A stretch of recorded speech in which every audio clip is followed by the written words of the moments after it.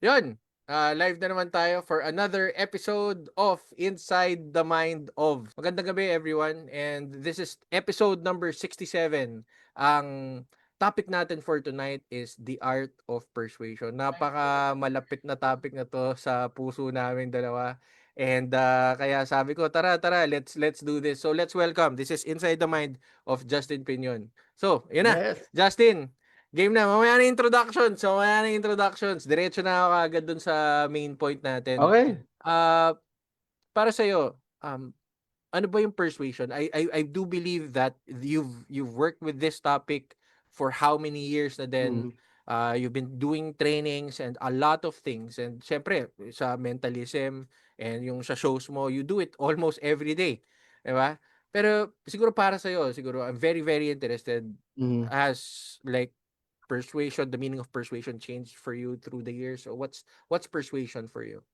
So this is from my point of view and experience, no. Basically, Mm. persuasion is a subtle way of influencing people using good intentions. Yun talaga yung, for me, yun yung natutunan ko along the years in persuading people, teaching persuasion, learning from people, learning from Mm. you, learning from our friends, learning from our mentors, from books, everywhere. So, yun yung na-realize ko for me. And yun din yung pinapakalat ko sa mga trainings ko na kung paano mo ba may influence yung tao. Kasi di pa nauuso yung word na influencer. Ginagamit na natin yun dati, di ba? At saka hindi Mm. natin sinasabi na influencer ka.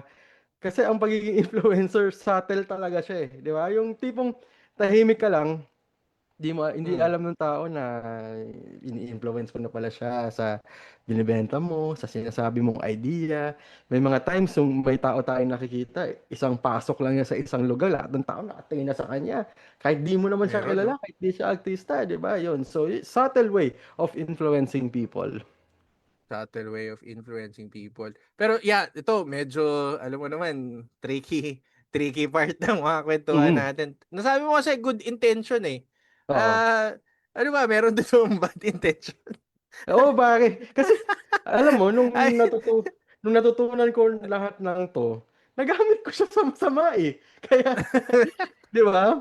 Hindi naman lahat ng tao perfect eh. So, nagamit ko siya sa hindi magandang bagay. Sabi nga, laging tumatama sa akin palagi yung kay Spider-Man, di ba? Yung with great power comes with great responsibility. oo, Eh, tama eh. Yeah. Oo. first time mo natutunan yung mga to, nagkaroon ka ng magagandang results, nakukuha mo lahat ng gusto mo, syempre papasok yung mga temptation, di ba? Papasok yung mga bagay-bagay na kung saan mo siya pwedeng magamit, either um, taking advantage of people, Mm. um, manipulating them, Parte, panchichicks. part pag Oh. inaral mo pa siya deeper, parang yung mga ibang concepts minsan Mm, kailangan mo I think pareho naman tayo ng understanding doon nung nag-usap tayo yung importance ng understanding the dark side so that either it mm, gets to be a protection or pag naintindihan mo yung system niya, you could create better systems to help people naman yes. din. Minsan kailangan mong makakita, maka-experience or magawa mismo yung mga dark side na yon para ma-realize mo yun eh na uy, ito pala yung dark side niya. So anong pwede natin gawin para 'di ba para maging okay, maging lighter side. It's not perfect. Good intentions is not perfect. Mm. Pero at least meron kang baseline, meron kang checklist na wala ka na palang ibang tinatapakan tao. Kasi dati, kaya isa sa mga reasons kung bakit ko unti-unting nabuo itong good intentions na to. Kasi Oh yeah, naalala may ko group ka, no? nung, Yeah, hmm? may group Oo, ka. kasi, Yeah. yun, kasi nakamute ako. Hindi, sabi ko may group ka, yung good intentions Oh, with meron. So, kung gusto ninyo sumali doon, punta na kayo sa Facebook. So, nung nabuo ko tong concept ng good intentions, Mm. nagsimula to talaga years back, siguro more than 5, 7 years ago. Nagkaroon ako ng talk sa isang school. Mm. So, nagturo ako doon, sales and persuasion sa management course nila. Sabi sa akin ng isang student, Sir, okay yung mga tinuturo nyo. Yes, mapapa-oo mo siya agad, magagamit mo agad. Pero paano kapag nag-remorse siya? Di ba may tinatawag na buyer's remorse? Buyer's Kunyari, remorse, yeah. oh, Yeah. na-influence mo nga siya, napa-oo mo siya, tapos mamaya-maya lang, teka lang, parang nabudol ako ah. Di ba pwedeng maramdaman yun ng tao, di ba? Mm. So, ang sinagot ko nung time na yon na isa sa pinaka pinagsisisihan ko na binali ko naman after ilang years na natutunan ko yung good intentions. Sinagot ko sa kanya, nabenta mo ba yung product? Mm. Sabi niya, yes. Oh, does it matter kung ano maramdaman niya? It's So, the end sabi, result that counts. So, yung pa din eh. oo eh, sabi ko, nung time na yun, proud na proud ako sa sinagot ko eh. Kasi ano ba yung goal mo? Makabenta. Okay, nabenta mo? Yes. Oh, does it matter? Kung ano isipin niya? Sabi ko nun. After ilang years na yun yung naging mindset ko, yun yung ginagawa ko, sabi ko, parang manipulation yun ah. Di ba? Hindi Mm. siya, uh, kasi there's a thin line between good persuasion, successful persuasion, and manipulation, right? So, dun na Mm. papasok yung good intentions. Kasi kung meron kang good intentions, magi-gauge mo yung sarili mo kung minamanipula mo na ba siya, tinatapakan mo na ba siya, nasasaktan mo ba siya, or magkaka-remorse ba siya. So, yun yung naging parang origin story ng good intentions na yan. Na ako, nagagawa ko mismo yung mga bagay na pag dati na manipulate ko yung tao, wala akong pakialam sa mararamdaman niya, basta na napao ko siya, nakuha ko yung gusto ko, masaktan man siya o hindi, I don't Mm. care before. So, Mm. nakarma ako sa mga yon na nag-realize ko na talagang bumaba ako sa lupa after nun na may nangyari sa akin. Sabi ko, oh, yeah, oo nga, hindi maganda yung ganun. Kaya, yung nabuo ko yung good intentions na yan, wala akong ibang pinapakinggan or ano, sarili ko yun. Ako yung inaano ko. Ako yung pinagsasabi. Parang note to self yun na kasi minsan hindi natin maiiwasan yung sarili natin na mapunta sa dark side talaga eh. Di ba? Ano yun eh. Yun yung ano nung buhay eh. Andyan yung temptation, andyan yung ano. So kung meron kang parang baseline kahit papaano, maiiwasan mo siya eh. Kaya yun yung good intentions. Mm. Ako, medyo agree ako dun sa'yo. I mean, um, part eh. Ako ngayon lang yun lang yung nakita ko through habang inaaral tong mga approaches na to. Pero, teka, meron ako important na question eh. Since pareho tayong nasa NLP, kasi binalik ko tong Inside the Mind, Mm, na kung check yung mga ibang tao yan, for the recent episodes ng bagong season nito, puro NLP yan. mm, NLP, NLP sila, strict sila yan. Puro NLP yan. Actually, baka i-message ko pa kayo iba eh. Kasi gusto ko maintindihan deeper kung ano yung um, may changes ba sa ating mga coaches. Kasi, tingnan mo, Justin so, nagbago yung, sabi mo, noon, nung nag-uusap tayo, iba yung pananaw natin nun as trainers eh. mm, Iba eh. Through the years, ano nagbago? mm. Ito, katulad ng sinasabi mo, may mga perspective changes. 'Di ba? So, ano yung mga usefulness ng mga ano yung pinakaimportanteng tools na ginagamit mo ngayon? Ngayon, actually hanggang ngayon NLP pa rin talaga. Nabanggit mo nga yung NLP, yun yung Eh, pinaka ano natin lahat eh, core eh. Kaya tayo nagkasama-sama, nagkakilala, talagang ano siya eh, way of life eh. So hanggang ngayon, NLP pa din. At the same time, parang deeper ng deeper yung meaning ng NLP sa akin habang tumatagal. So, yun, NLP pa rin talaga hanggang ngayon. Naiiba lang yung meaning, naiiba lang yung way ng paggamit. iba-iba lang talaga kung sino nagkikwento kung ano yung NLP, no? Oo eh, oo eh. Nag-iiba-iba eh. Mm. Kaya ako along the years din marami Sige. akong na-encounter na mga grupo, 'di ba tayo may grupo tayo. May namimit akong mga ibang grupo din na Oo. nag-NLP. Iba-iba, iba-iba nagulat ako. Oo nga no, walang isang meaning yung NLP. Tapos nag-attend din ako ng mga NLP classes nung pandemic abroad. Ah, So yung mga virtual ano, nag-attend ako kina Grinder, ganun. Iba rin. oo. Sabi ko, Solid. 'Di ba? Oo, dun nagka ano yung path natin eh. Nandun ka kila Grinder, tapos andun ako kila Ikaw, Bandler. Bundler. Oo. Oo, Dahil din ano kina yun. Grinder, kaya ako din nabuo yung good intentions dahil sa mga natutunan ko sa kanila. Nice, nice, nice, nice. Um, what's like, sige, ang lawak ng persuasion eh, ang lawak ng communication, ang lawak Mm. ng body language. What's like the best na if you were to teach persuasion to a Mm. layman na talagang parang gusto ko po matuto ng persuasion, tito, kuya, Mm. 'di ba? Ano yung pinaka-importanting technique or skill na ituturo mo sa kanya to Mindset. be persuasive kaagad? Mindset eh. Yung, alam mo yung mindset na alam mo na mapapa-oo mo siya. Yung isang tingin mo lang na mapapa-oo ko 'to eh. Yung gano'n, alam mo yung gano'ng feeling na hindi siya skill, hindi siya technique, mindset siya. Na after mo ma-realize yung mindset na yun, kahit anong lumabas sa bibig mo, mararamdaman mo na mapapa-oo mo siya. Kasi tawag ko doon resonance eh. May-emulate mo sa kanya yung ano mo eh. So basically resonance is kung anong gusto mong isipin niya, kung anong gusto mong maramdaman niya. Ah, Start with you. 'Di ba? Kung gusto mo siya ah, maging masaya ka muna. Like, isa sa mga natutunan ko about resonance, sabi ko, resonance yung ginawa nun ah." May favorite kaming pinapasukan na entrance sa Greenbelt. hmm, Greenbelt 1, wala na yung Greenbelt 1 ngayon. Hindi ko na nga makita yung guard na yun. May isang guard doon palagi na doon lang kami nagpa-park ni Trista kasi ang sarap pumasok sa pitong yun kasi pagpasok mo pa lang, "Hi sir, hi ma'am, good afternoon, welcome to Greenbelt, enjoy your shopping." Trabaho ah, ba niya yung mag-ganon? Hindi naman, di ba? Trabaho niya mag-guard eh. Pero mm. ginagawa niya yun. So yung mga tao, nahahawa sa mood niya, nahahawa sa... Kaya nung nag-talk ako sa, Energy. sa Ayala, sabi ko, bigyan nyo ng raise yung guard na yun. Kasi lalong bumibili yung mga tao dahil pumapasok silang masaya. Di ba? Memorable. Oo. Oo eh. So, yun, resonance. Di ba? Kung gusto mo maging ano, kung gusto mo maging masaya yung taong kausap, kung gusto mo maging interesado sa sinasabi mo, start with yourself. Is mindset Mm. kasi talaga ang persuasion. Hindi siya yung skills, yes, bonus, pwede matutunan.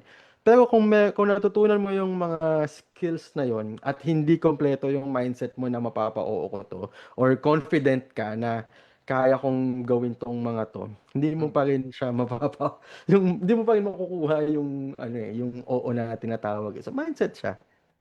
Hmm. Gusto ko rin mag-connect dun. Sabi ko nga, tangina parang magiging webinar 'tong podcast episode na 'to. Oo, kasi ano, eh, sa mga question na juicy 'to, eh. 'Di ba, naalala mo H+? Yan, H plus. Oh my God. Isa So yan sa mga yan nagagamit ko ang until ganda now. hanggang ngayon yun pa rin, eh. Mm. Hanggang ngayon yun pa din, eh. Hindi ko so ang ginawa ko sa utak ko, teka lang, meron H+, which is hypnotic intent. Mm. What if meron P+? Ano? P plus? Oh, Persuasion plus, ganun? Oo, parang persuasive intent. Pwede. So, Oo. kumbaga, parang yun yung naging concept ko na Mm. parang, teka, tama ka dun eh. Agree ako dun sa'yo eh. Na Yun eh, no? Yung parating ka pa sinabi ko lang, kanina. parating ka pa lang, ang mindset mo na kaagad is I'm a master persuader. Lalo, I think ginawa din natin to nun eh.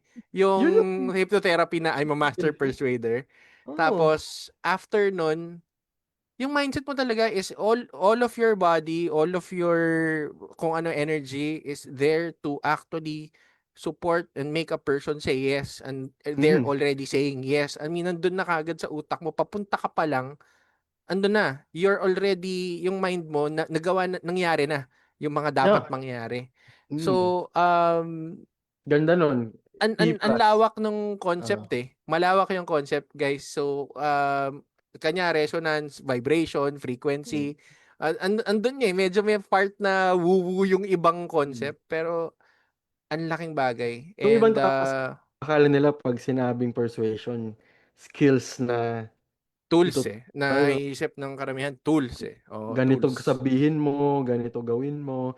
Pero hindi clear siguro is start talaga yan sa mindset mo eh. Kung paano ka, kasi nag-emulate yan sa taong kausap mo. Pero bago tayo mag-continue, shoutout muna dito sa mga nanonood. So, okay. balik tayo. So, yun, huli natin pinag-usapan yung, sinabi ko nga, yung P+, yan, P plus, ganda resonance. nun. Um, sa techniques, kumbaga, dikit muna tayo kay NLP ng konti. Punta Mm. muna tayo kay NLP kasi I think yun yung talagang strong common ano natin eh. Ano yung pinaka-important na part ng NLP to make a person persuasive? Mm. Basically, kung kailangan intindihin mo muna kung ano yung mode of communication Madaming nila. tools eh. Madaming tools eh. Oo. So, ano yung nakikita mo sa NLP na pag natutunan ng tao, they become Yeah. persuasive? Yun, ako, I'd start with alamin mo muna kung ano yung mode of communication nila. Yung kung Learning visual, styles, no? auditory, kinesthetic ba sila. Yun talaga start ng lahat eh. After VAK. that, yun ang ibabalik mo sa kanila. 'Di ba? So, kung Doon na nakita mo, papasok yung mirror and oh, matching. oo, oy, ano to kasi hindi ka naman pwede gumawa ng mga persuasion techniques na minsan hindi papalag sa kanila kasi hindi naman pala ganun yung pag-process nila ng information, di ba? So Mm. mamaya auditory pala sila tapos yung pinagagawa mo pang visual, di ba? So Mm. pag-focus ka ngayon sa words mo, kung paano mo sinasabing words mo, yung sounds mo. So yun, ano muna, VAK, di ba? Kung ano muna yung nila, mode of communication nila. Tapos after nun, dun, yun ang ibabalik mo sa kanila. So basically, Mm. persuasion din yung ability mo to adjust eh. Okay. Okay. Kukunik ako dyan afterwards. Pero sige, tuloy mo lang. I Yun, think agree ako 100% doon. Ability to kasi NLP, as we've discussed din with Strix and our other friends, ang laking part ng NLP is about flexibility and correct. adaptability eh. Mm. Flex. Having more resources, Mm. asking the right questions, and framing things.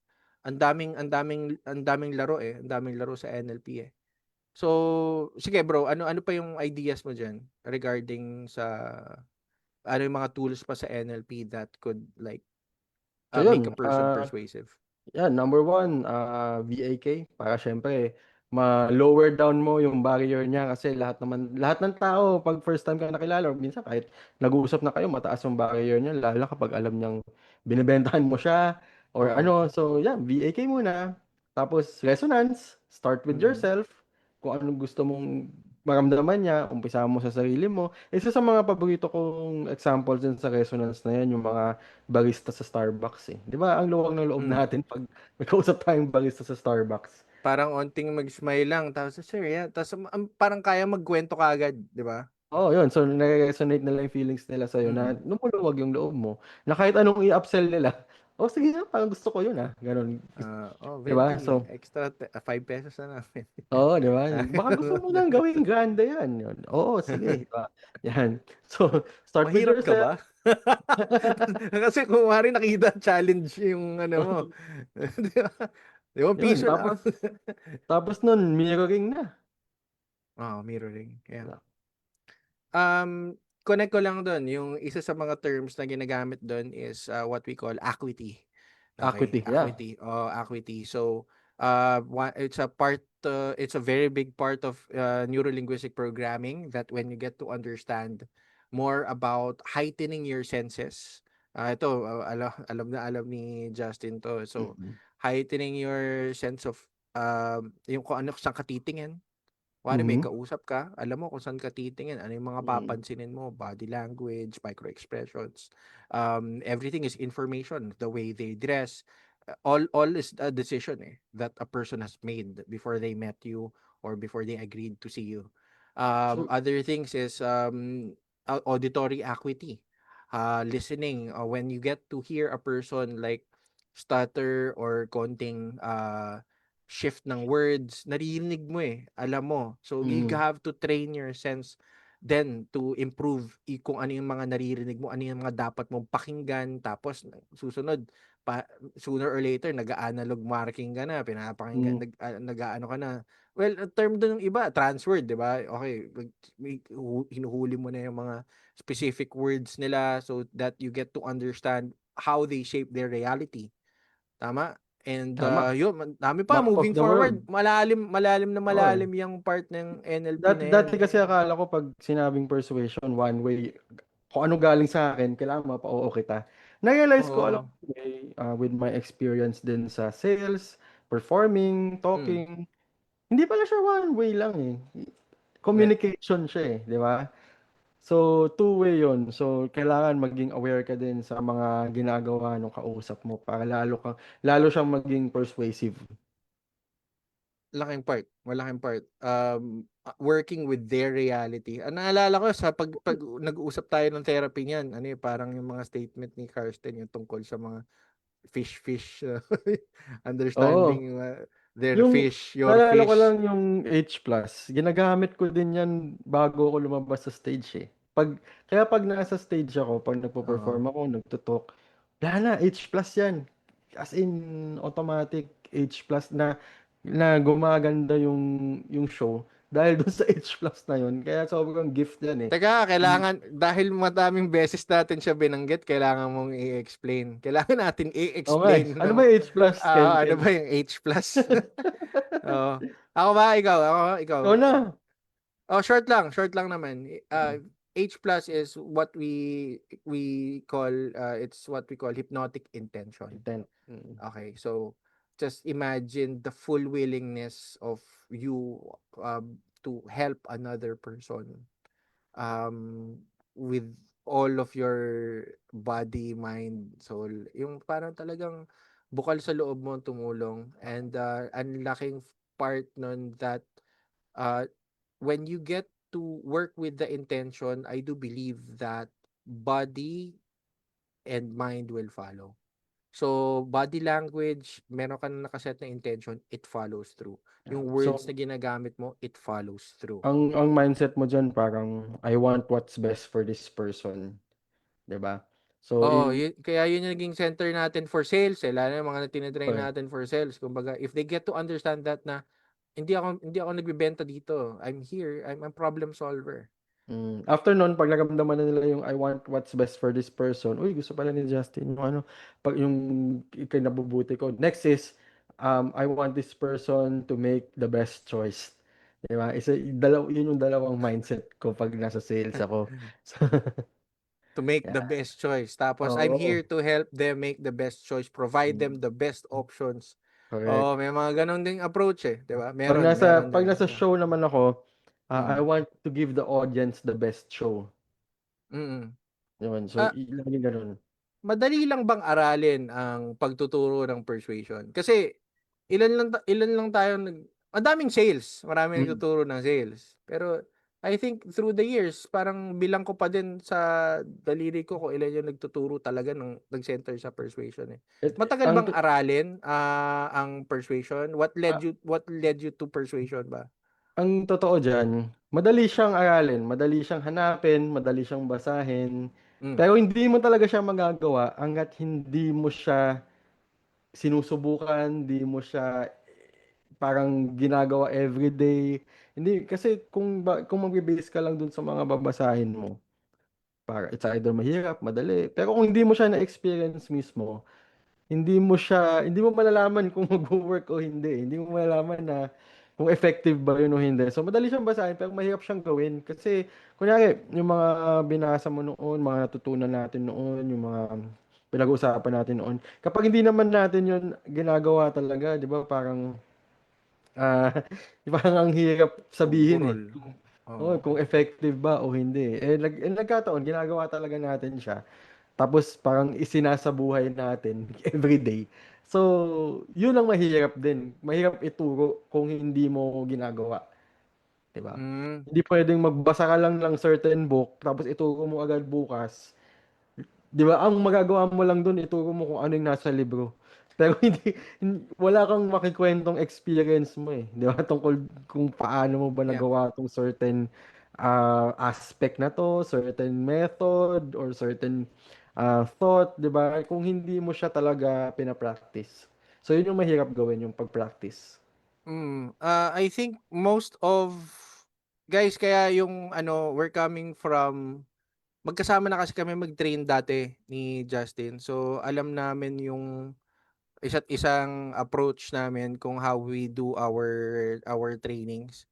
And nakita namin pareho na malaking part ng pagtuturo nito is na-apply mo siya. Yep. And ang nakita ko nga is when we do our talks, I think you agree with me with this na humuhugot pa rin tayo sa mga deals na na-close natin, mga napuntahan Mm. natin na mga locations that Na. biglang everything just became so easy because either people were just um hindi naman bending to your will. I mean, everyone was just so nice to you because Mm. you set up a specific frame to pagpasok mo, 'di ba? Nakangiti ka na. Mm. Minsan guys, ano lang when you get to understand yung human behavior more, you could create systems for it. Mm. 'Di ba? Papasok ka ng room, nakasimangot ka na, bad trip ka, 'di ba? Iba Mm. yung pagpasok mo ng room, ang bango mo, nakasmile ka, yung forma mo talaga kagalang-galang, nakaset ka ng frame talaga. 'Di ba? Mindset mo pa lang, frame mo pa lang, energy mo pa lang pagpasok mo ng room, iba na Yun yung na yun. trato sa Oo. may judgment eh. So if you could play with that judgment and you understand the environment that you're going in, 'di ba? You could work with that and makikita mo nag-iiba yung output. Mm. Oo. Okay. O sige.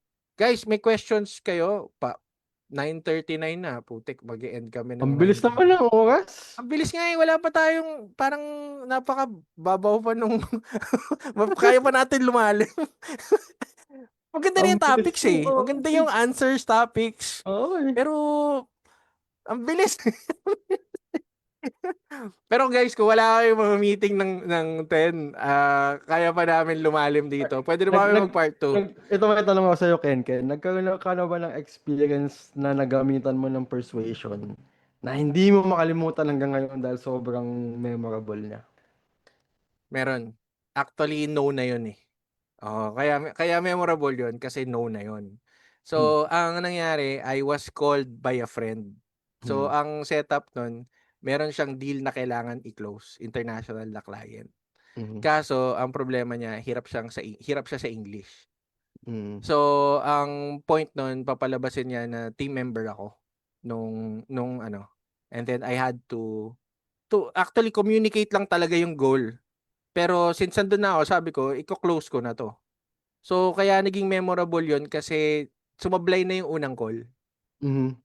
Dahil hindi sila magkaintindihan eh. Talagang hirap talaga sa English yung kakilala ko. So, nung pagpasok ko dun sa call, medyo aburido na si client. Ayaw na niya. Parang, well, Hmm. let's just not waste our time. Oo. Tapos sabi ko, wait, would you help me understand more about what ano na pinag-usapan nyo? Hindi ko nga inalam ko ano yung agreement, anong problema Hmm. nila eh. Ano na pag-usapan nyo? So that I could hop in kung saan na natapos yung call.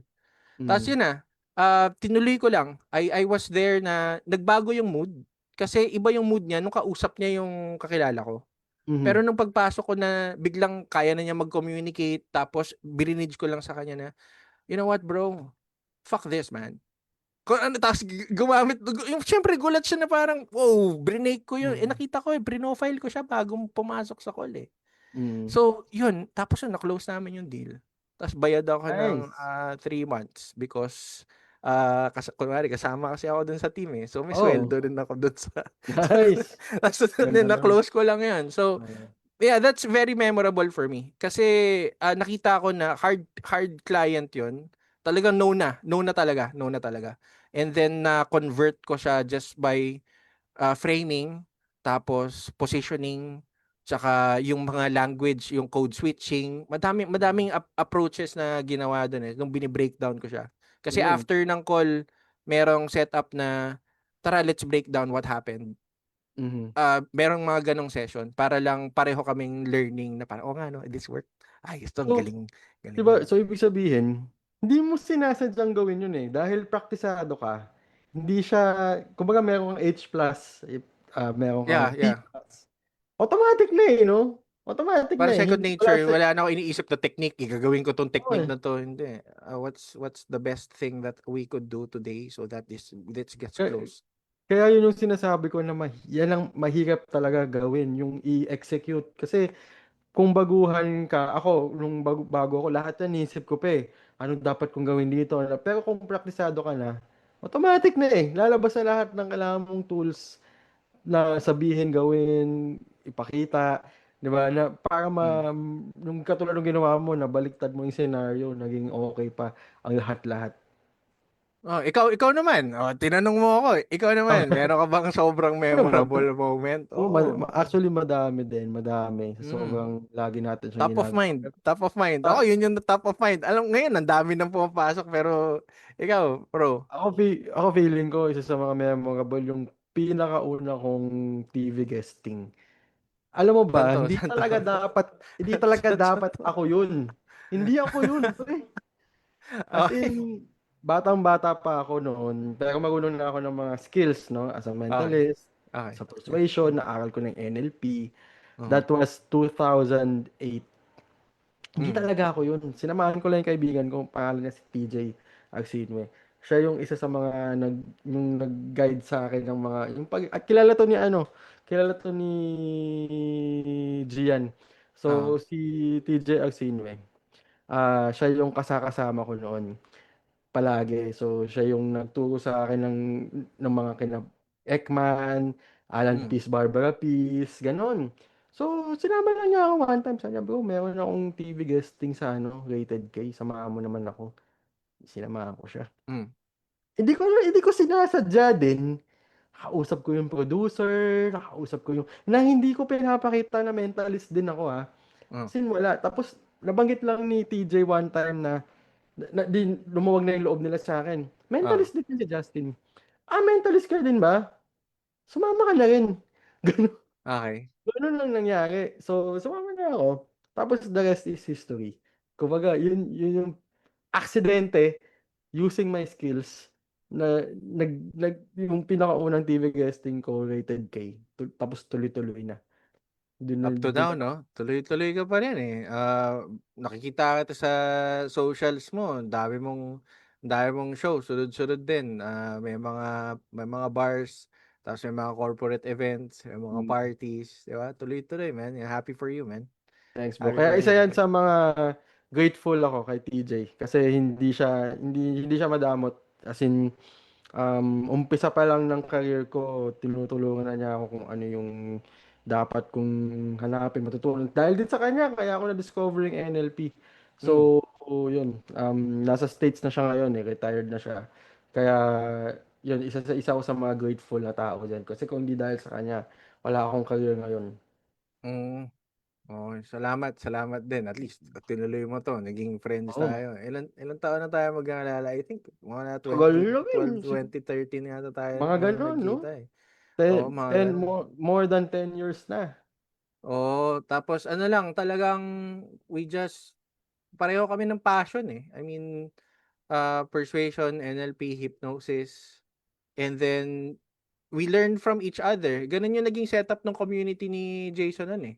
No, Mm. we get to learn from each other. Iba-iba kami ng gustong gawin. Correct, So oo eh. iba-iba eh. So Pag gusto ko tinignan mo matuto yung ng grupong therapy, yun, doon ako sa kabilang oo yung eh. pag tinignan mo yung grupong yun, iba-iba eh. Iba-iba yung background, iba-iba yung gustong bakit nandun. Minsan Oo. lang para makipag-hangout talaga, yung makipagkaibigan, makipagtropahan. Yung iba gustong matuto, yung iba gusto mag-share. Yung iba gusto man chicks, eh, ganun. Oh, oo. Oo, yeah, shout out sa mga iba't ibang friends and communities na kasama namin mula noon. And Na pag nakita na tinignan namin, mo ang laki sila na nila ngayon, ngayon. pag tinignan mo sila ngayon, ang laki na lang, kung nasan man sila, di ba? So, gagaling yung mga, Applied eh. Applied. Lalo na sa mindset, lalo yung talaga nag-practice talaga ng mga NLP, talaga ginamit talaga nila sa buhay nila. Very, very happy. Yung confidence, ang lalim. Pero bro, meron tayong 3 minutes. okay, So, bitin ah. oh, Gusto kung wala lang tayong meeting at may talk ako kasi bukas ng umaga, may talk ang aga sa Makati. ako, So, may interview pa ako ng 10 eh. So, kailangan na natin i-wrap up. Guys, if you enjoyed this, ano na lang, comment down below kung may questions kayo. We'd love to answer na lang kahit sa comment section. mag-part 2 Pwede naman, tayo. pwede Marami naman rin kami mag-part tanong, Ken, 2. kung kailan natin gagawin yung talk natin. Abangan nyo lang dahil maraming Abangan nyo lang, biglaan na lang. Basta maglalapag na lang kami ng link dyan. tsaka may mga announcements pa kami na exciting, kaya abangan nyo yan. I think pwede naman, hindi pa natin pwede sabihin yung iba. Hindi pa. I think, soon. At Soon, antabay na soon. lang kayo sa mga wall namin. Um, So, um, eto, last question na tayo, bro. Sa mga gusto matuto na maging mas confident, mas gumaling sa communication, mas maging persuasive, um, as Justin Pinion, ano yung ma-advise mo? so basically, if you want to be persuasive, kung gusto mong mapa-oo yung mga tao sa paligid mo, start with yourself. Start to like yourself. Start to be confident enough. Sabi nga ni, ito di ko makalimutan kay Jason. Hmm. Be confident enough na pag nakita mo yung sarili mo, gusto mo makipag-sex sa kanya. Ganon. Ganon. Memorable yun. Grabe. Yun. Yung, Alam mo, pag na-achieve mo yun, dalawa kasi, merong confidence, merong mayabang, di ba? mm, Magkaiba yun, di ba? Pag na-achieve mo yung certain confidence na meron kang persuasive skills, meron kang good intention, kompleto ka, di ba? Pag na-achieve mo yun, uumpisahan mo lahat yun sa mindset mo, sa sarili mo. So, believe, napaka cliche, but believe in yourself. Pero, start with yourself eh. Kapag mapapansin mo, you'll just realize na when you are confident enough, lahat ng gusto mo, makukuha mo eh. laking part, no? Laking part. So, Bonus na lang yung mga skills na matututunan mo talaga. As in, mm, bonus na lang yun. Kasi may kakilala ako, jeepney driver, naging mayaman siya eh. Di ba? So, hindi niya natutunan yung mga skills na pinag-aralan natin ha. Pero jeepney driver siya, naging mayaman siya. Hindi siya magaling magsalita. Pero naging mayaman siya. So, ano pa kaya yung wala kang alam, wala kang binasa, wala kang ano, 'di ba? All confidence yun, all himself yun, 'di ba? Lahat yun mindset niya. mm. So, ayun lang, 9:50 on the dot, 'di ba? Oh, guys. So, again, Justin, thank you for uh, all the information and experience that you've shared ngayong podcast na to. This is episode number 67 ng Inside the Mind of course, si Justin Pinion yung kasama natin dito. So, Justin, may socials ka ba na gustong ipa-follow sa mga friends Yes. natin na nanonood? Ito, nandito lahat. Punta lang kayo, Justin Pinion Mindreader, Facebook, Instagram, TikTok, YouTube. Tapos, nandyan lahat ng mga videos ko. Kung gusto nyo, like and share lang. Tapos, abangan niyo may mga upcoming events kami ni Ken Ken. Ito na yon, this is it. Oo, promise na namin yung sa persuasion. I think eto tuloy na 'to. Matagal na namin, last year pa namin 'to pinending eh. Pero I think matutuloy.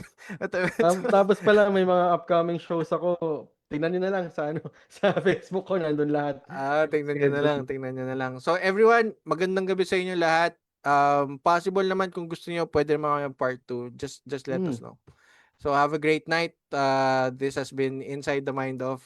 My name is Ken Ken Sumera. Bye-bye.